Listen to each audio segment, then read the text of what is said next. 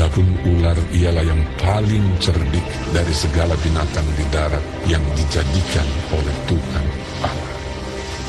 Ular itu berkata kepada perempuan itu, Tentulah Allah berfirman, semua pohon dalam taman ini jangan kamu makan buahnya.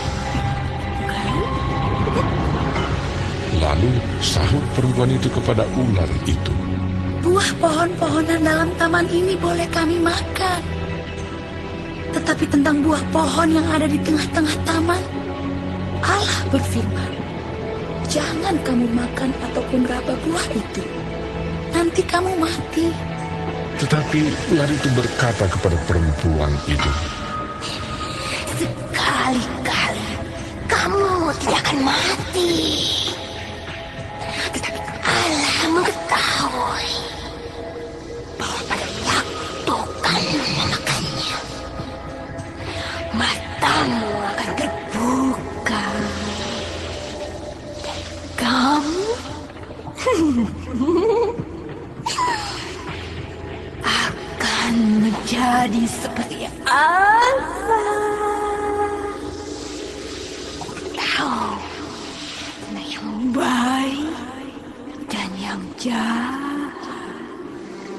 perempuan itu melihat bahwa buah pohon itu baik untuk dimakan dan sedap kelihatannya.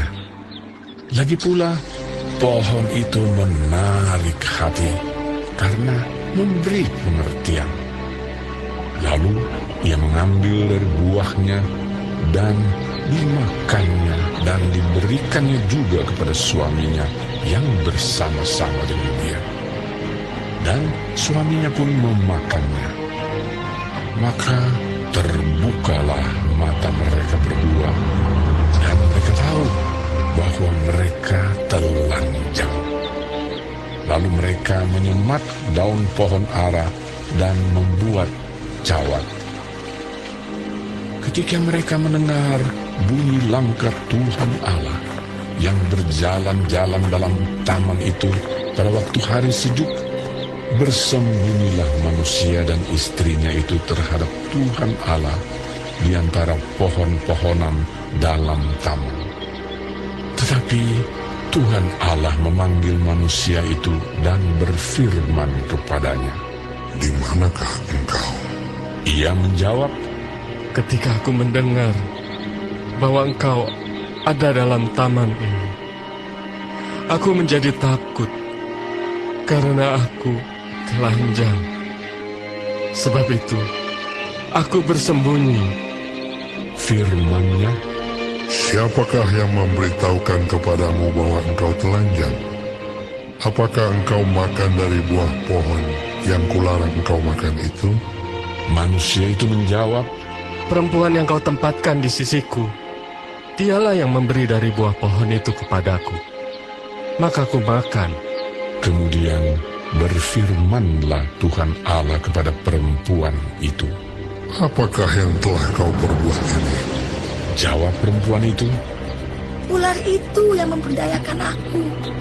Maka ku makan. lalu berfirmanlah Tuhan Allah kepada ular itu.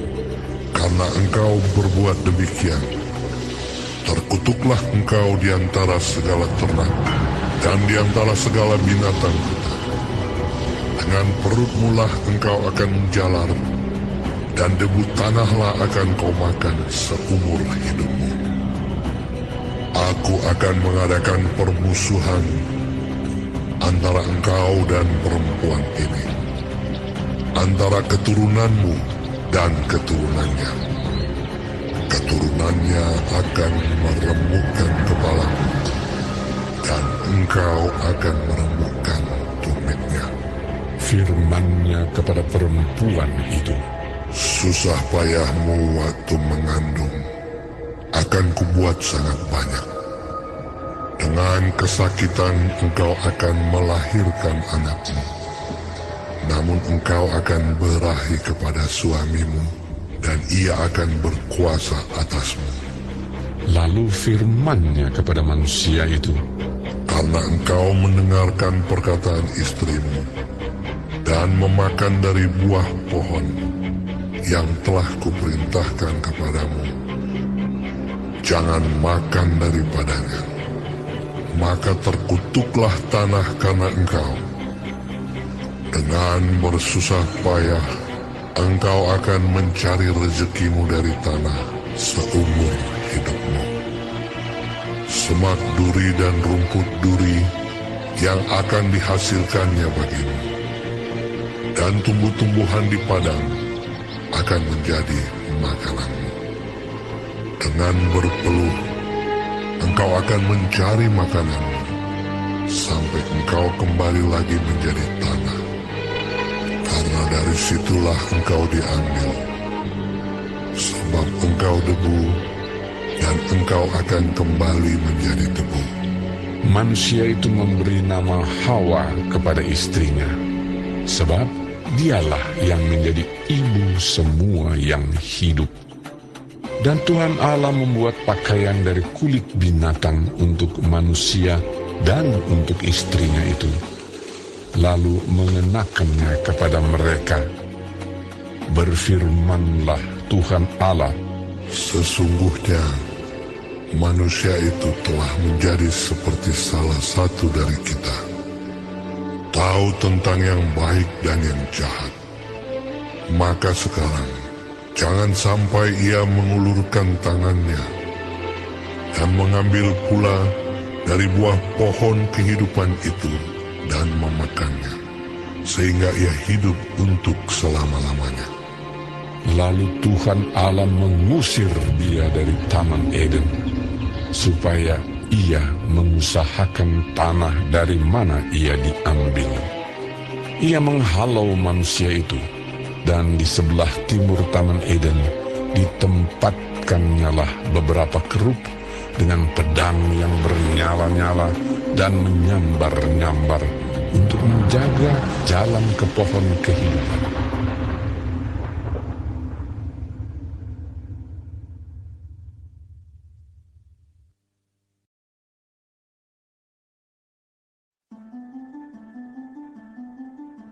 Kemudian manusia itu bersetubuh dengan Hawa, istrinya, dan mengandunglah perempuan itu, lalu melahirkan Kain.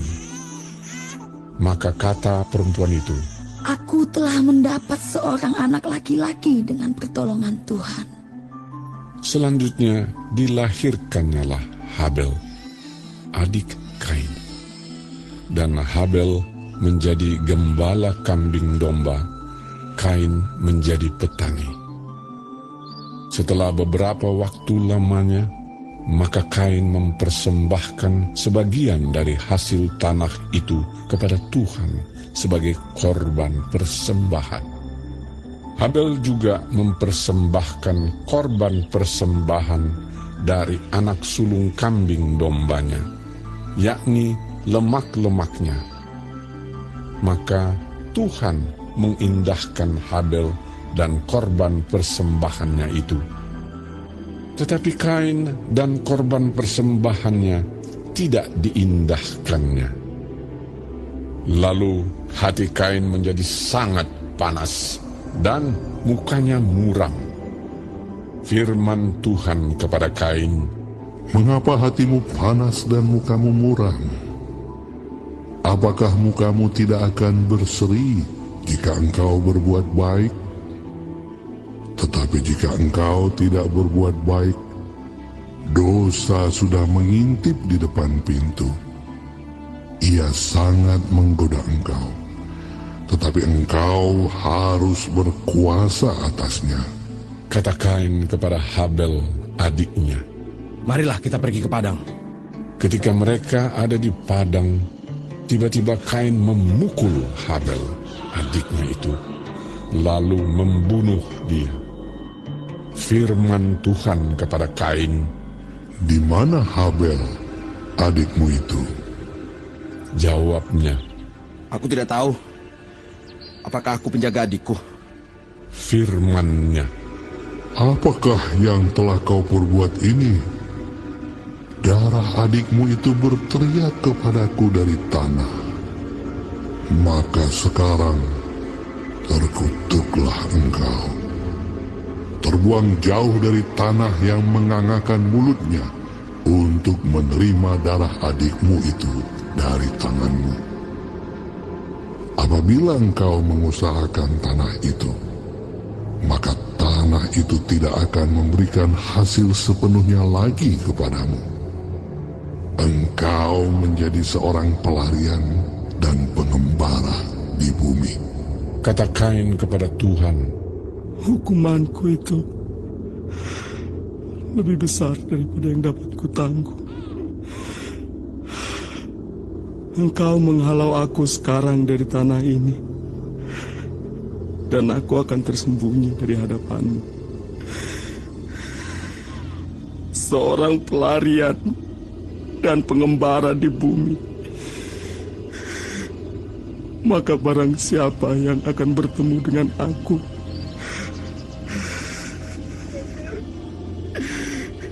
tentulah akan membunuh aku.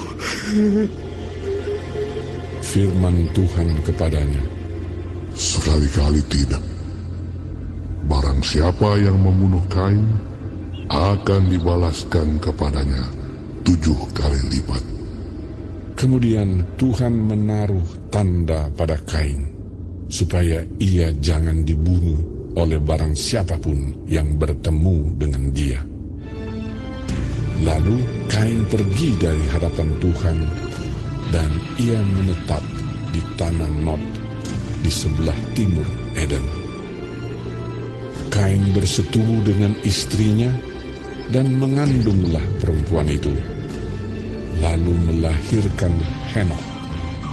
Kemudian Kain mendirikan suatu kota dan dinamainya kota itu Henokh menurut nama anaknya. Bagi Henokh lahirlah Irat, dan Irat itu memperanakan Mehuyael, dan Mehuyael memperanakan Metusael, dan Metusael memperanakan Lamek. Lamek mengambil istri 2 orang, yang satu namanya Ada, yang lain Zila. Ada itu melahirkan Yabal. Dialah yang menjadi bapa orang yang diam dalam kemah dan memelihara ternak. Nama adiknya ialah Yubal. Dialah yang menjadi bapa semua orang yang memainkan kecapi dan suling. Silah juga melahirkan anak, yakni Tubal Kain, bapa semua tukang tembaga dan tukang besi. Adik perempuan Tubal Kain ialah Naamah. Berkatalah Lamek kepada kedua istrinya itu, Ada dan Zila, dengarkanlah suaraku. Hai istri-istri Lamek, pasanglah telingamu kepada perkataanku ini. Aku telah membunuh seorang laki-laki karena ia melukai aku, membunuh seorang muda karena ia memukul aku sampai bengkak. Sebab jika Kain harus dibalaskan 7 kali lipat, maka Lamek 77 kali lipat. Adam bersetubuh pula dengan istrinya.